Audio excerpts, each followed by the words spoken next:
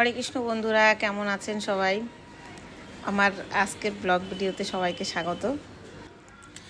আমার বন্ধুরা সবাই একটা কমন প্রশ্ন করেছেন যে মায়াপুর একদিন ট্যুর করতে গেলে কোন দিনটা সব থেকে ভালো হবে বা কীভাবে যাব আর কম খরচে কি করে ঘোরা যাবে, তাদের জন্যই এই ভিডিওটা বানিয়েছি। তারা সম্পূর্ণ দেখবেন। আর তার আগে আমি আমার পরিচয়টা দিয়ে দিচ্ছি। আমি মায়াপুরের বাসিন্দা, আমি মায়াপুরেই থাকি। তো তাদের উদ্দেশ্যে আমি বলবো যে আপনারা কোনো উইকেন্ড বাদ দিয়ে যদি আসতে পারেন তাহলে সেটা সব থেকে ভালো হয়। রুম রেটও অনেকটাই বাজেটের মধ্যে থাকে। তো আপনারা যখনই আসবেন চেষ্টা করবেন উইকেন্ড বাদ দিয়ে আসতে।